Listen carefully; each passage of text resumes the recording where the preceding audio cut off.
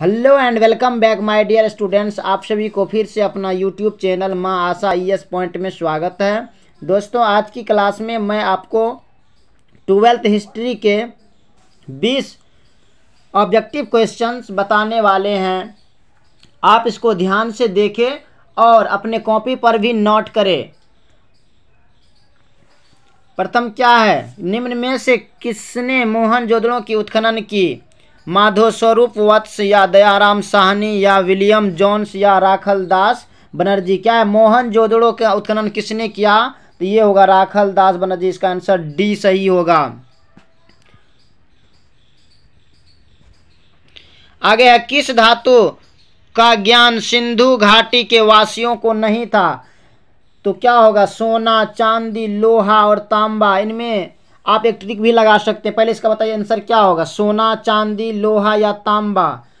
तो इसका आंसर होगा लोहा। ये इसका आंसर होगा।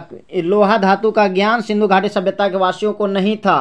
तो देखिए, घाटी, घाटी मतलब घंटी। घंटी किससे बनाया जाता है? लोहे का ही बनाया जाता है ना। तो आप इसको ट्रिक लगा सकते हैं कि घंटी लोहे से बनाया जाता है, इसलिए क्या होगा, लोहा का ज्ञान नहीं था। बिना लोहा का नहीं बन सकता है। इस समय मतलब उस समय लोहा का ज्ञान नहीं था। आप ऐसे भी मतलब याद रखने के लिए ट्रिक लगा सकते हैं। अब आगे हैं, एशियाटिक सोसाइटी की स्थापना किसने की? कनिंघम, फिलिप या डीसी सरकार या विलियम जोन्स? इसका आंसर क्या होगा? इसका आंसर क्या होगा, आप ही बताइए। इसका आंसर डी होगा, विलियम जोन्स इसका आंसर होगा। अब आगे क्या है कि हड़प्पा किस नदी के किनारे स्थित है? इसका आंसर क्या होगा? इसका आंसर डी होगा, रावी नदी। इसका आंसर डी होगा, रावी नदी। आगे है, कलिंग की लड़ाई कब लड़ी गई? कलिंग की लड़ाई कब लड़ी गई? 261 ईस्वी पूर्व या 280 ईस्वी पूर्व या 285 ईस्वी पूर्व या 290 ईस्वी पूर्व? इसमें क्या होगा? इसका आंसर होगा ए, 261 ईस्वी पूर्व में कलिंग की लड़ाई हुआ था।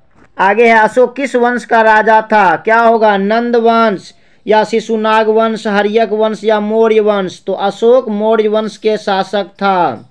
मौर्य वंश के महान शासक अशोक था, ये भी आप याद रखिएगा। और अशोक के पिता का नाम था, अशोक के पिताजी का क्या नाम था? बिंदुसार। आप इसे भी याद रखेंगे। एक बिंबिसार भी होगा आपके बुक में। बिंबिसार में टिकट नहीं करना है, बिंदुसार में टिकट करना है। अब आगे है, पाटलिपुत्र के संस्थापक कौन थे? बिंबिसार, अजातशत्रु, उदयन या कनिष्क? इनमें से कौन इसका आंसर होगा? इसका आंसर होगा उदयन।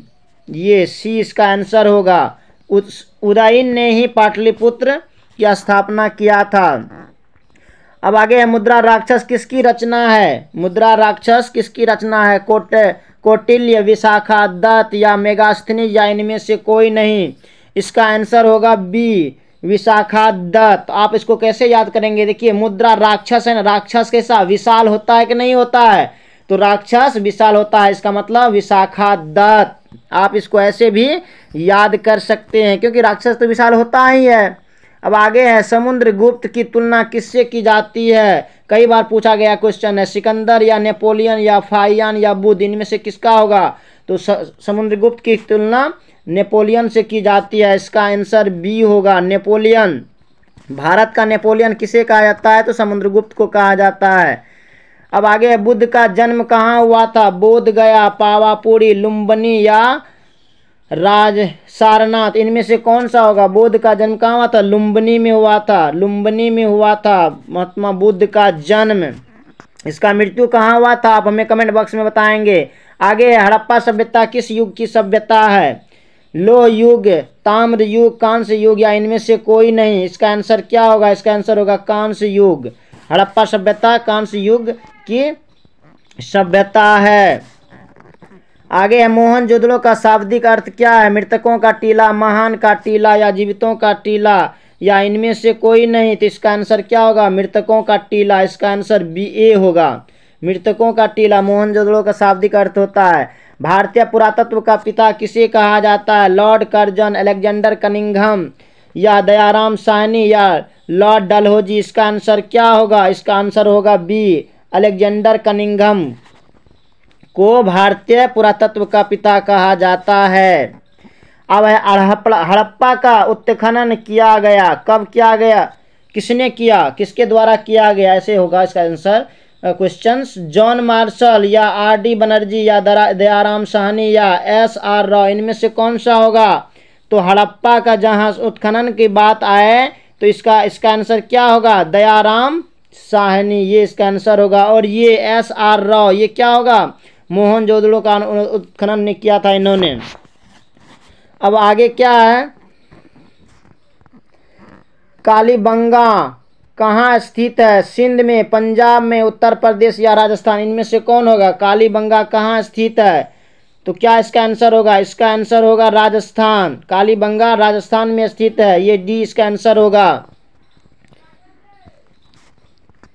पाटलिपुत्र नगर की स्थापना किस नदी के संगम पर की गई थी? क्या होगा? गंगा, यमुना, सरस्वती, सोन, फल्गु, गंगा, पुनपुन या गंडक, फल्गु या गंगा, सोन, पुनपुन, क्या होगा इनमें?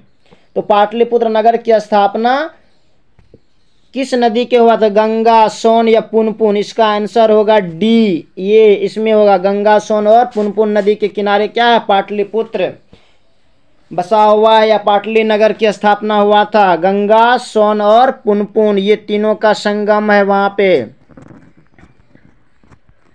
पाटलिपुत्र को वर्तमान में क्या कहा जाता है? आप हमें कमेंट बॉक्स में बताएंगे। आगे क्या है कि भारतीय इतिहास का कौन सा काल स्वर्ण काल के नाम से जाना जाता है? मौर्य काल, गुप्त काल, मुगल काल या अंग्रेजों का काल? क्या होगा? कौन सा काल स्वर्ण काल के नाम से जाना जाता है? इसका आंसर होगा गुप्त। गुप्त काल जो है ना, स्वर्ण काल के नाम से जाने जाते हैं, गुप्त का काल। गुप्तों के महान शासक कौन थे? समुद्रगुप्त, याद रखना है इसको। आगे है वेदों की संख्या कितनी है? 4, 3, 5 या 8, इनमें से कौन सा होगा? तो वेदों की संख्या 4 है। ऋग्वेद, अथर्ववेद, यजुर्वेद और सामवेद, इसको आपको ध्यान में रखना है। आगे है मौर्य साम्राज्य का प्रथम शासक कौन था? बिंदुसार, चंद्रगुप्त मौर्य, अशोक या महेंद्र, इनमें से कौन होगा? इसका आंसर होगा चंद्रगुप्त मौर्य। मौर्य वंश के प्रथम शासक और मौर्य वंश के संस्थापक भी यही है, चंद्रगुप्त मौर्य, इसको ध्यान में रखना है।